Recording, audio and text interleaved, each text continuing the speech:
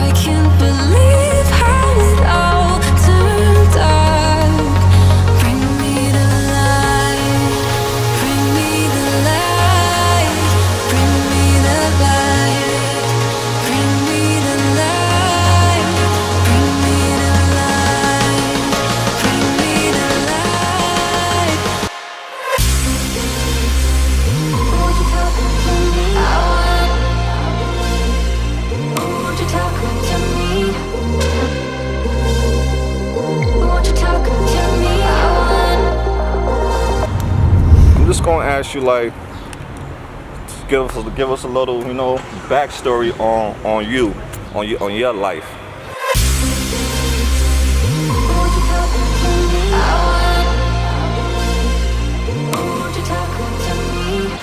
I have somebody special who came through today to show us some love. It's Kate. What's up, Kate? Hey. A lot of you guys do know Kate, you know, from the channel. You know, she part of the family. She had her video up there, but I had to put it on private, just, you know, for personal reasons. But, you know, she is back out here. Not back out here as using, but, you know, she just came through to visit me. I know, you know, you guys don't like people coming to Kensington to visit me because of, you know, the temptation, but she hit me up out of the blue. She was like, yo, Mal, I'm in Kensington. Let's link up. So I'm like, sure. You know, this has been something we've been wanting to do for a while, but, you know, schedules and stuff like that, so. Okay, good morning, hi. I'm Kate. I did a video about, I want to say 13 months ago, something like that. My daughter's a year now.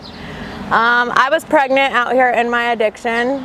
I have been a heroin IV drug user since I was 12 years old. The only clean time I had was about a year. I was on Suboxone maintenance, and then I moved out to Philly about 3 years ago, almost 4 years ago now, and I got in my addiction in Kensington. Started doing IV, well, I already did heroin back home, but started doing fentanyl. And I was homeless on the streets of Kensington, in and out of shelters, and just in my addiction, prostituting for my drug use, and just in the whole midst of the addiction, doing heroin and crack cocaine. And I got pregnant with my daughter. I thought I lost her because I got into a few altercations out here. And then I chose to go to rehab. I got put on methadone, and I did a year in treatment and had my daughter. She's now a year old, and I have 13 months clean. I've had 2 mess ups. Other than that, everything's been great. I don't know. Life's so much better clean, and in sobriety you see things so much different. So, I don't know the right words. So different than you do when you're out here. It's just, I try not to come back out to the Badlands just because of temptations and the people. Just because I was homeless out here and know so many people. It's sad to see people still stuck in their addiction and just withering away, basically, and just hopeless. Like, there really is hope and so much to live for, like things I never thought of. And having my daughter, we're working on getting housing. I live in a women against abuse shelter right now, and hopefully we'll be moving into our place soon, in the next 2 months. And yeah. Wow. First, let me say congratulations on 13 months clean. That is a huge accomplishment. So when did you decided to get clean? What led you to that decision? What led me to that decision would be, I guess, just knowing that I was really pregnant. I tried to like disconnect myself when I found out I was pregnant because I really wasn't in the right state of mind to have a child. But knowing that like I was pregnant and I was getting further along and things like that, I just made the decision. I had talked to like a few people at Prevention Point and things like that, my doula and different support that were trying to get me out of here. And I had made the decision that it would be better to get on methadone and try to be clean for my daughter and for me. I still went back and forth with like adoption and things like that because I didn't know if I was actually ready to be clean. And then after giving birth to my daughter, it was basically, the decision was made. Like once I held her, I couldn't go back. And just knowing like I wouldn't be able to like get high every day and just not, she's with me every day. She doesn't have anyone else, so I wouldn't be able to get high every day knowing that she's next to me, like, and the chance of losing her. Okay, so Kate, what advice would you give to those struggling with, fentanyl addiction and looking for a way out? The biggest advice I would give is just the fact that there is a way out, and you don't have to live like this every day. Like the drugs that they sell us, we don't have any idea what they actually are and what they're doing to us. And like people are passing away every day from the drugs that we put into our body. We don't know what they are. And there is a way out. Like even if it's just a maintenance program, like if that's your decision to get out, like I highly recommend it. Like if you need something to help you every day, like if that's what it is, then I highly recommend you make that decision and go to it, because living out here every day isn't living. Definitely not. I agree with you 100% on that.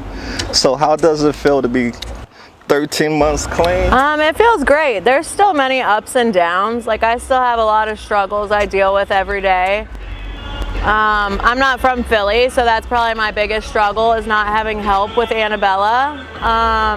But I still love being sober. There's so many things that, even I took my daughter to Chuck E. Cheese the other day, like little things like that there are to look forward to, instead of just every day doing the same thing, waking up feeling like shit and just not wanting to do anything with your day besides get high isn't actually living.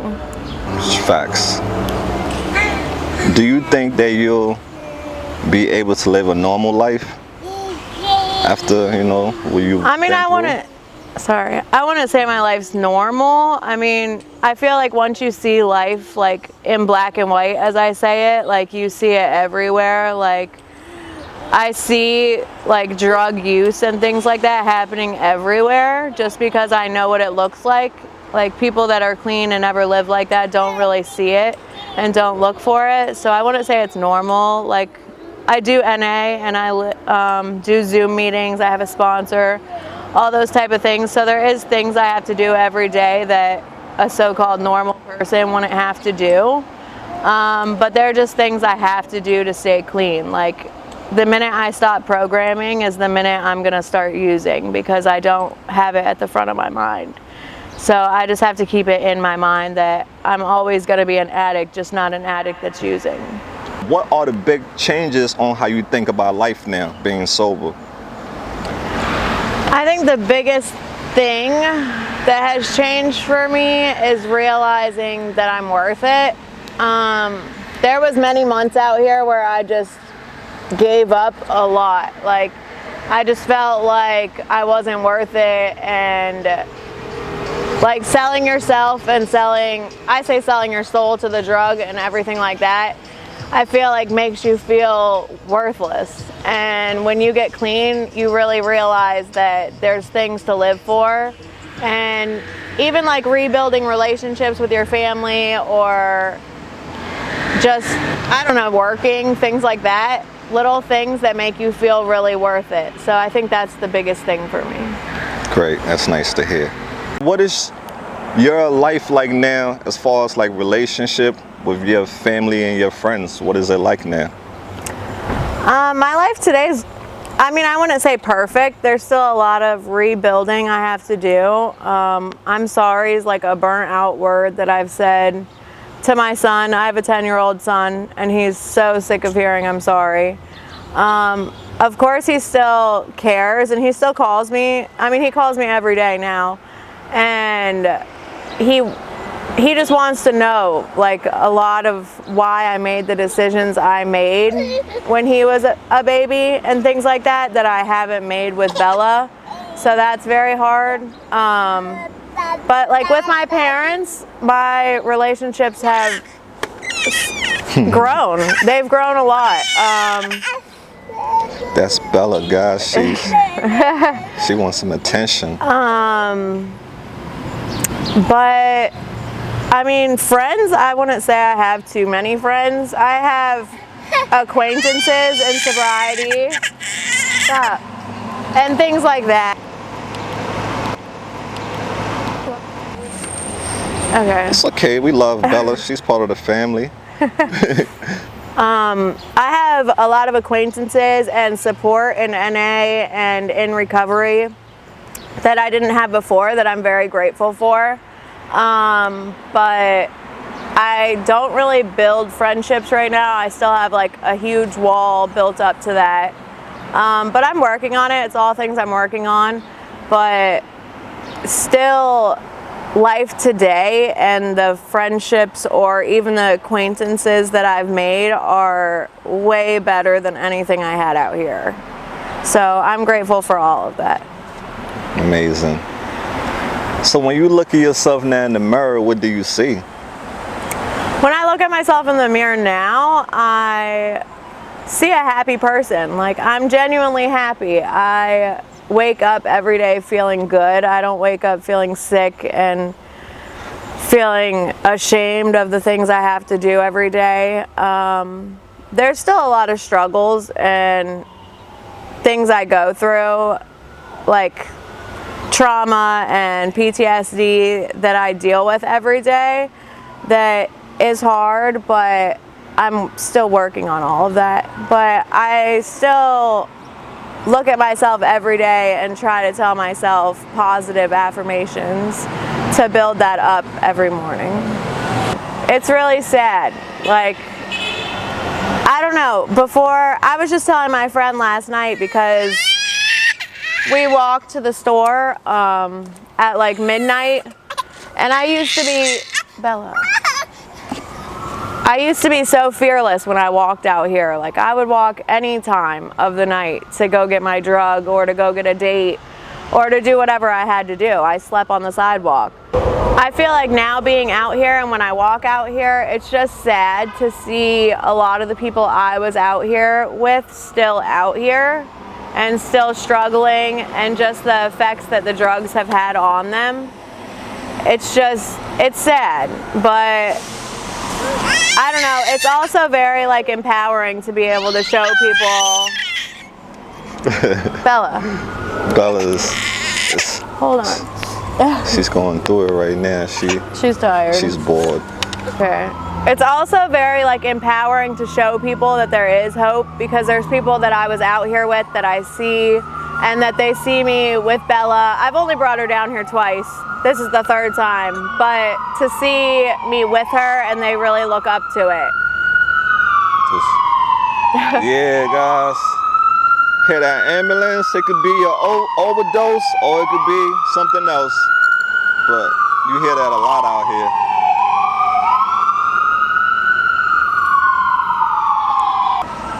I mean, I'm not gonna say I don't feel the urge, but it's definitely overcome with more feeling of, I definitely feel like going back would be way worse than any day of being sober. Like, I feel like coming out here is just really sad. It's not really a temptation, more or less. Like, I do still get the urges once in a while, but I just try to go to a meeting or call someone or just think about, play the tape through.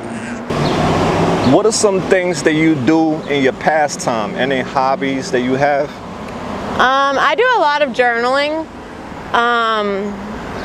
More or less, like, I journal to my son, just so he knows where my mindset is. I haven't given it to him. I'm gonna wait until he's like 16 or 17. I'm going on the recovery walk on September 18th.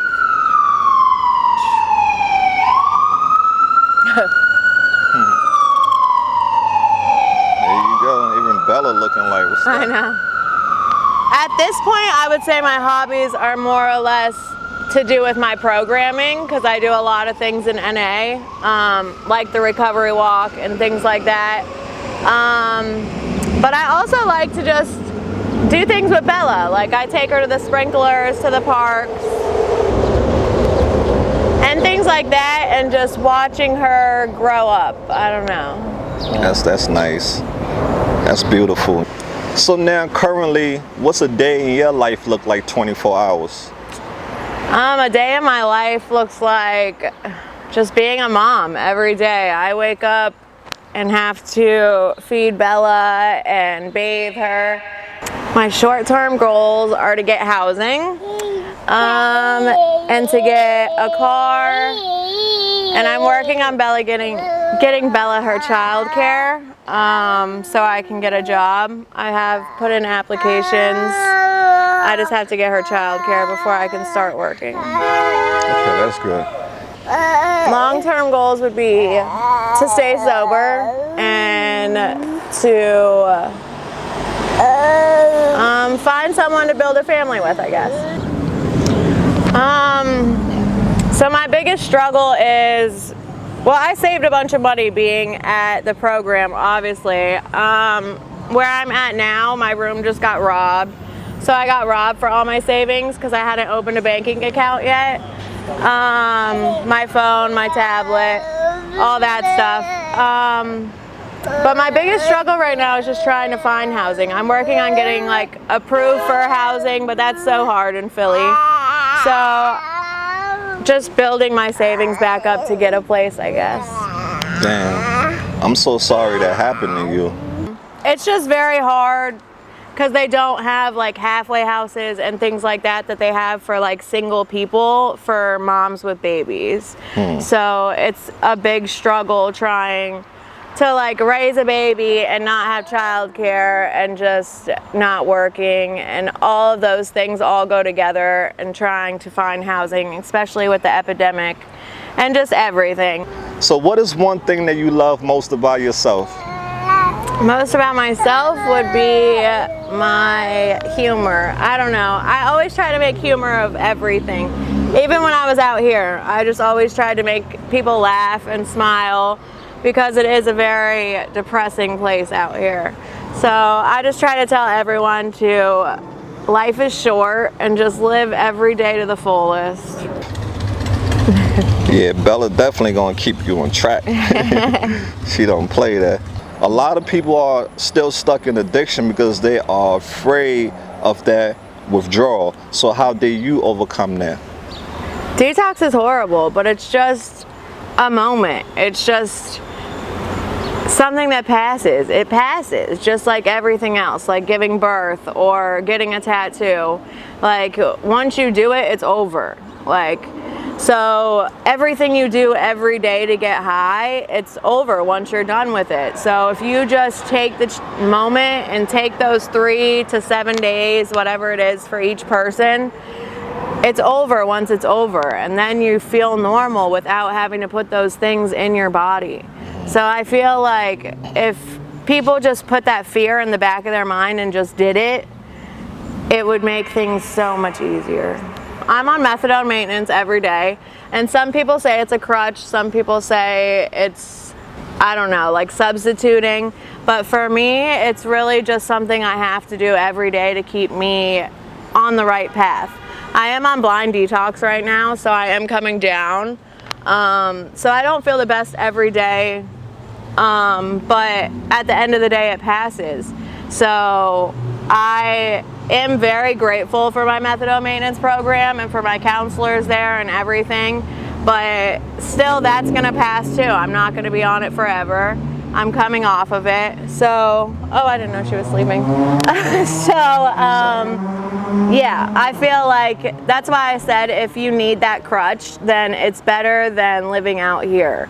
So if you want to look at it as a crutch or look at it as a way of changing your life, it's still better than being out here and doing this every day. Absolutely. Okay, so AML family, that was the little, you know, update with the lovely Kate. Continue to pray for her. Give her all the support for she and beautiful Bella. That way Bella can have a beautiful future. Kate, is there anything, any last words you would like to say to the family before we close out?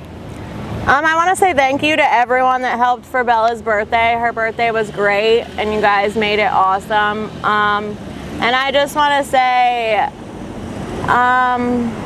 thank you to you. Your channel's really inspiring. It really is. I watch it, every new video you do. Not just because I know the people out here, but because I feel like you are helping and you are making a difference. So thank you to the AML family and thank you to everyone for watching these videos. Awesome. Okay, you heard that from the lovely Kay. It's time for her to roll out. Bella is sleepy. You know, we're gonna let her get her rest. Okay guys, so thank you so much for tuning in and we out there. Peace.